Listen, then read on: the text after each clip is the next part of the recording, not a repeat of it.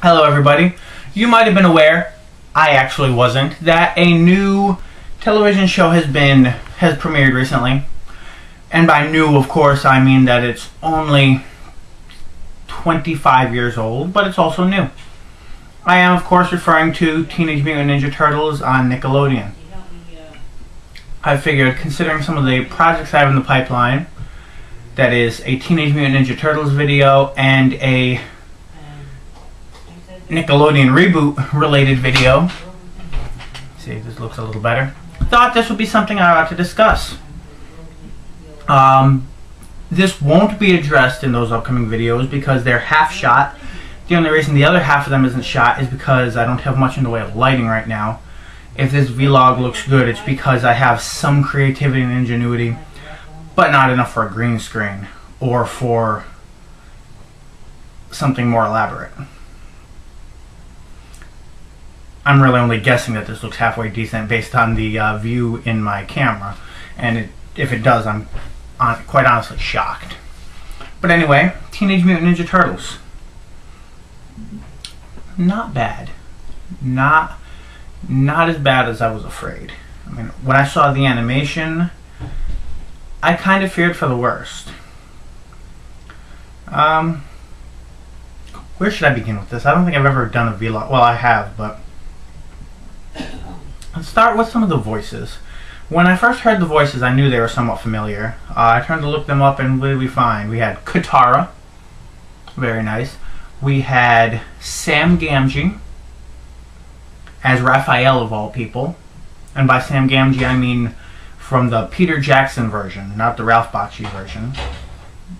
We had, correct me if I'm wrong, all of the biker mice from Mars. I could look that up, but you don't want to see me sit on my computer try to confirm a fact. It was pretty sure it was the biker mice from Mars, and he played multiple roles. So if he wasn't all the biker mice, he was at least a mouse and others.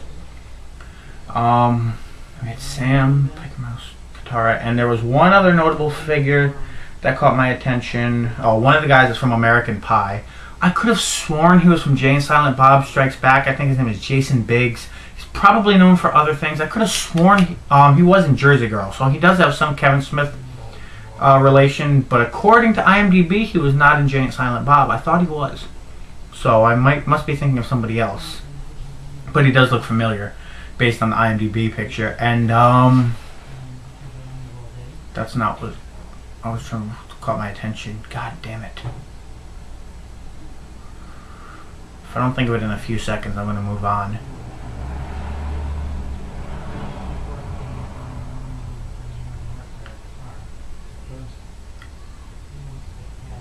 Damn, I wish I remembered because I seem to recall being impressed by seeing him there.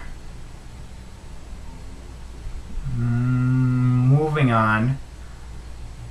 Yeah, I'm gonna have to move on at this point. Voice actors did alright.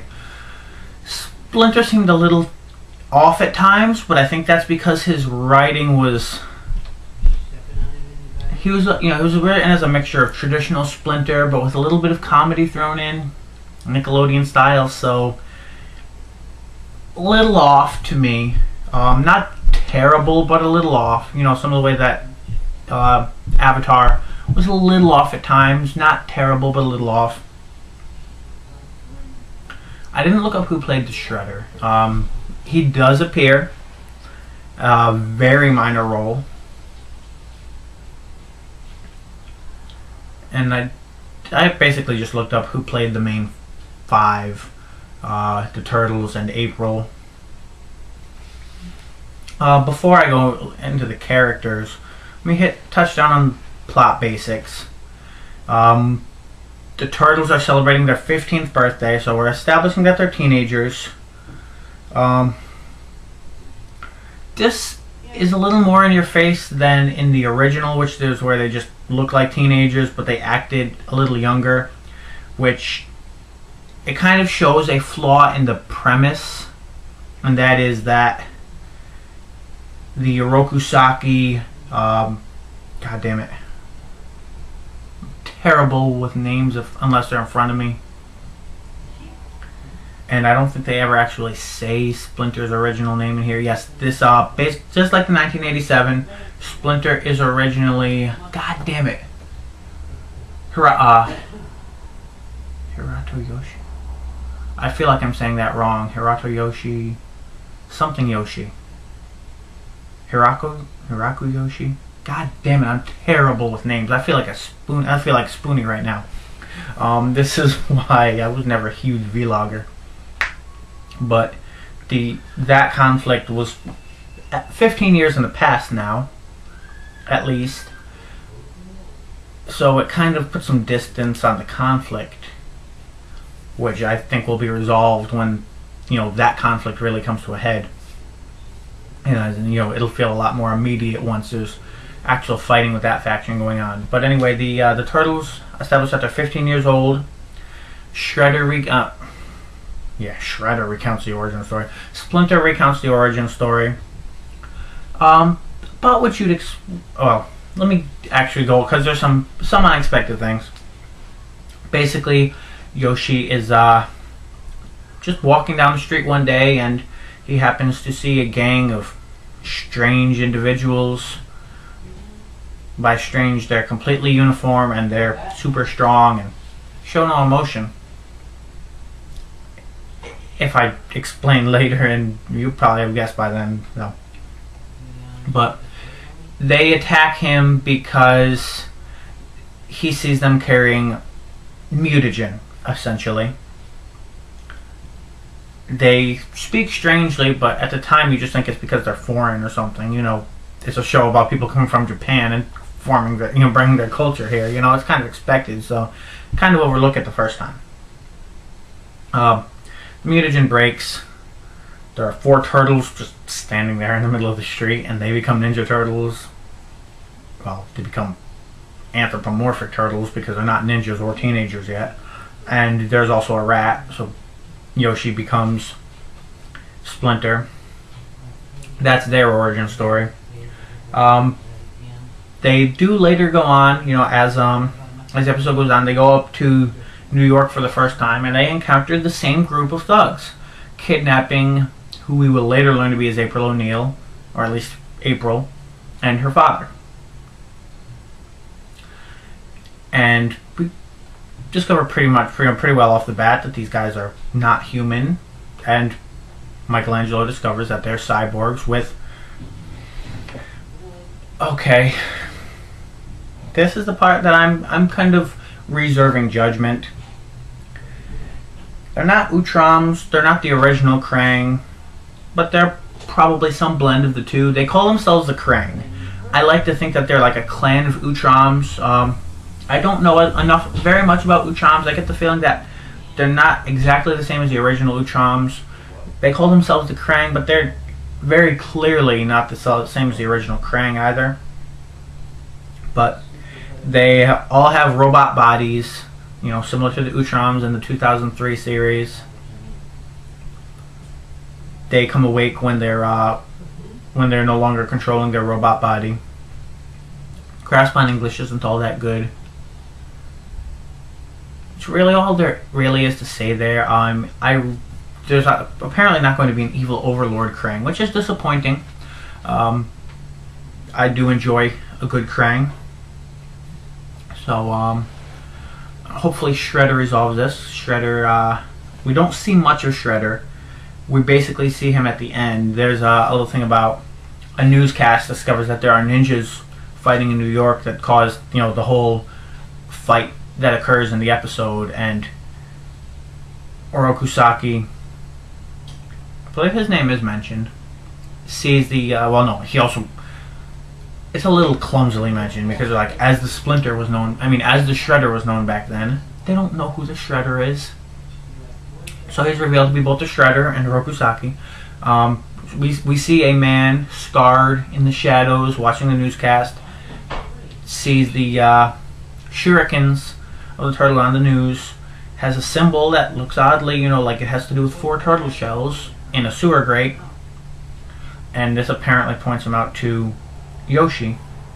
So apparently he was always obsessed with turtles and sewers. Who knows? Convenient for the plot anyway. convenient for the marketing standpoint too.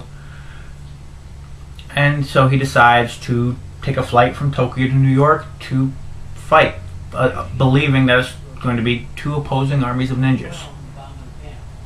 The Shredder and Yoshi backstory is essentially the original. Let me try to remember. I wish I was paying a little bit more attention to that part. I think something distracted me. But, or at least either that or it just wasn't as memorable. But, they were rivals in their original clan. They brought that back. I believe, it was simply a case of Yoshi was able to beat Saki, but his wife and child were killed in their confrontation, which caused him to flee to America and eventually become a rat. That's about it. Boring details, but essential for, you know, a longtime fan. How are the characters portrayed? Well, April is younger this time. Young enough that a naive 15-year-old turtle liking her doesn't seem too creepy, but young enough that someone who's used to April being, you know, wearing the tight jacket and the busty and the half unzipped, don't expect that because it's going to make you feel creepy. I mean, you could picture her as being 15, the same age as the turtles, but it's a young 15. It's not the 15 where you look at it and you go, oh, jailbait. I wish I was, you know, 14 so I could, you know, fantasize. No, that's definitely not that kind of 15.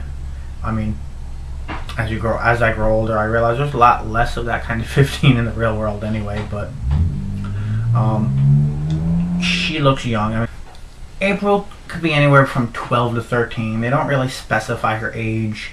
You know, basically a kid. This is probably a Nickelodeon thing. You know, their original shtick. You know, for kids by kids. Not quite by kids, but you know, it's for kids about kids. And they're not necessarily that anymore, but I have a feeling that's probably why they went with the younger April versus, you know, in the original there was the damsel in distress versus / audience audience surrogate. In the second series, there was more to it. I forget her exact role, but it was a lot closer to the original series. She was more, you know, more of an action April, not the original series, original comic. And here she's, so far she's a kid and damsel in distress. Not yet a surrogate audience. She can't really be an audience surrogate when she's locked up most of the time. If anybody, that would be Leonardo, surprisingly enough. This is the least mature Leo we've seen. He's really, for the first time, coming into his own as the leader of the Turtles.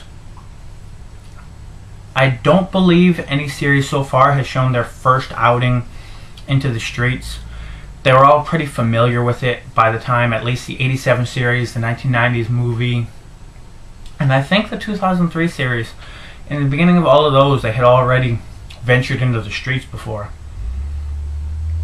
But here we're seeing their first experience with outside the sewers, their first experience with pizza, which is awesome, their first experience with humans, one of the turtles falling in love with, you can guess,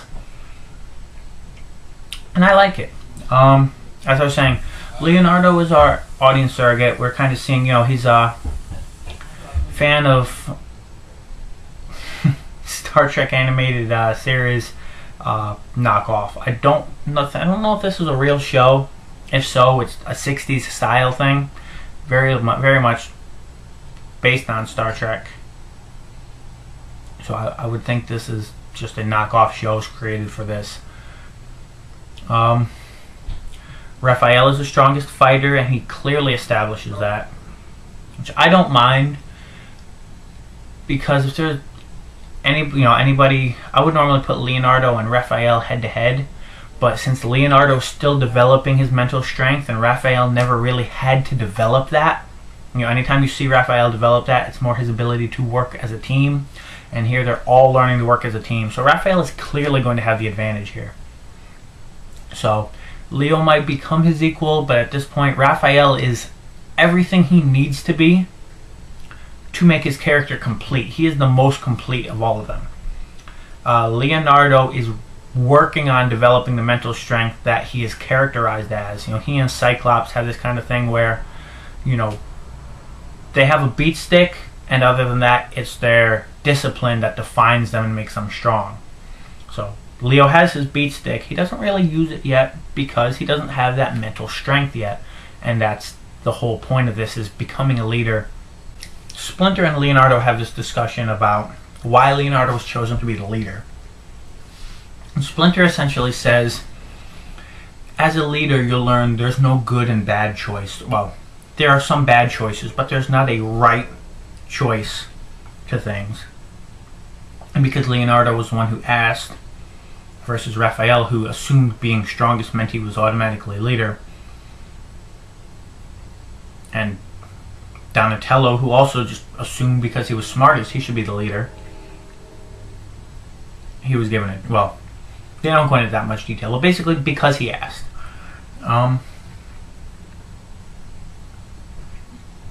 Leonardo almost gives a better explanation, almost, and that's that he's the one with the potential to inspire them to become true heroes, and it's kind of a mixture of both. And it's essentially that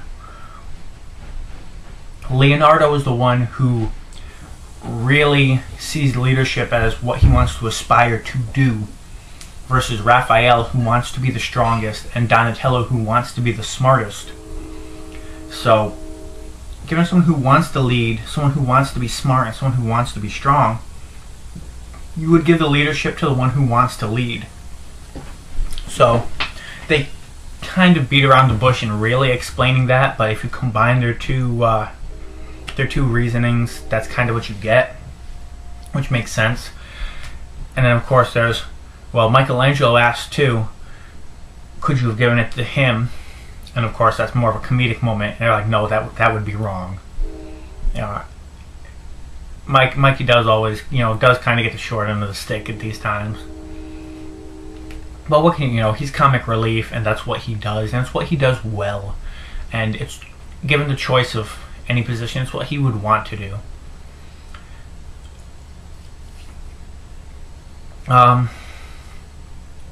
Other portrayals, that's really all there is to mainly go into about the characters.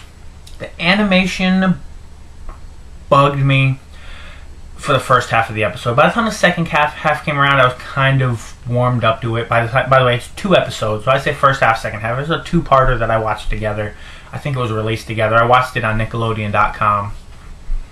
Couldn't find it through regular Nickelodeon, but through a Google search, it brought me to Nickelodeon. So it's not like I did anything illegal. I Googled it, and it brought me to the official site. So if it's supposed to be secret, they need to tell Google that. And if it's not supposed to be secret, they need to tell the front page that.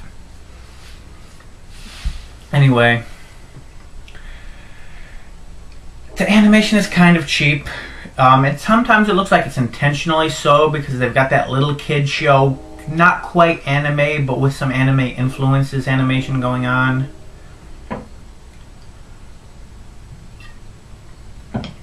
They've got that blocky CGI stuff that you can see, and if you just look up a trailer for it, you can see their main animation. But there's also some traditional animation in there, like I said, anime inspired stuff. That's really the biggest negative. I do want to talk about the opening theme, and that's because you ever watch in the early 2000s, they would have these kids shows with their rap themes, and it's it's made to sound like hardcore rap, but at the same time it's that very soft, this is meant for little kids type of stuff. And I hate it being here because in almost every situation it guarantees a show's failure, and there's a strong correlation between this kind of opening and the failure of a show. And I do like that there's some callbacks to the original series, it's Teenage Mutant Ninja Turtles repeated. It's in a different, different kind of tone, but then again, every different version had it. And it was Heroes and a Half Shell Turtle Power, which is something that the original theme had, the second theme didn't have, third and so on themes did not have. This is, I don't remember what the next mutation had, but this might be the second theme that actually has the Heroes and a Half Shell Turtle Power, which is a direct sample. That part of the theme sounds exactly like the original, and it's a good throwback to the original show, kind of like how the Power Rangers Samurai had borrowed influences from the original Power Rangers theme without, while at the same time composing a new theme. And I do think that part's good. They do the, the whole explaining what each turtle does, except this time they're each, they get like 4 bars of a rap verse. And I don't dislike it on its own. I dislike the fact that there's a strong correlation between that kind of opening and the failure of a show. If I can think of any show that succeeded that way, I can't remember the Proud Family's opening, but I just in the back of my mind, I seem to recall there being some kind of rap, and that might have been in the show, or it might have been in the opening. But the Proud Family, it's about... it's kind of designed to portray a modern suburban black culture, so in that way it would be very thematic for rap to be in that, and that's where it would work. But any other time you've seen rap in an opening like this, and correct me if I'm wrong in the comments, but I don't think I've seen an opening like that that was not attached to a show that people ultimately hated, or that failed, or both. So that's really my biggest complaint. I don't like the animation, but it could have gone far worse. And I don't hate the theme, but they could have gone far better. And given the 2 complaints, I would say the theme is the more important one. But that's also easily changed. So let's see what, the future holds. Altogether though, definitely geared toward kids, which is fine. The original show was geared toward kids. And yes, it's cringeworthy for adults at times, but it's also very entertaining. And this was an entertaining episode. Good action. Good character growth. And if it keeps going this way, I recommend it. It was a good time. I mentioned this very briefly, but I loved seeing the Turtles' first experience with pizza. And it was my favorite flavor of pizza. Pepperoni. And it was just looked awesome the way they opened up the box. Like, oh my god, what is it? There's this pizza steaming there. The steam might have been my imagination, but I think there was some steam. Michelangelo tries it, and he just essentially has an orgasm of the mouth and tries to take the rest of it for himself, in which case all the turtles eat it and they all love it. And I love the fact that pizza was such a not an extremely major thing, but at the same time it was there and shown respect. So they're really getting off on the right foot. All the things that Power Rangers Samurai did wrong as a reboot, I feel that this does right as a reboot. And yes, I will get into the original Ninja Turtle series and Power Rangers Samurai in my main show. So that's really all I have to say here. If you haven't watched it, as I've said, Nickelodeon.com, it's free. I believe the full URL is nickelodeon.com/clips/101-TMNT-full episode, something to that effect. So Google it though, if that's wrong, and you'll find it. I enjoyed it. I think most fans will enjoy it. I've purposely avoided watching anyone else's opinion of it. Once I knew it was there, I just went and watched it. I did not want to see anyone else's opinion of it. And no, I don't think it's perfect, but neither was the original show. Neither were the movies. Neither was the rebooted show. None of it was perfect, but a good show, fun to watch. Great for nostalgic value. Great way to introduce your kids to something you loved growing up. All of those, yes. So, yeah, watch it. If you have kids, show them it. Unless they're at that age where they're looking for, where they're trying to be more mature than they are, and, in which case this episode might be, go a little too childish for them at times. But then again, so was the pilot of the original series, so you're not going to win with that. But then again, that's the kind of, that at that age, you're not going to win no matter what you show them. They're not going to want to see what you have to say. So, that said, turtle power.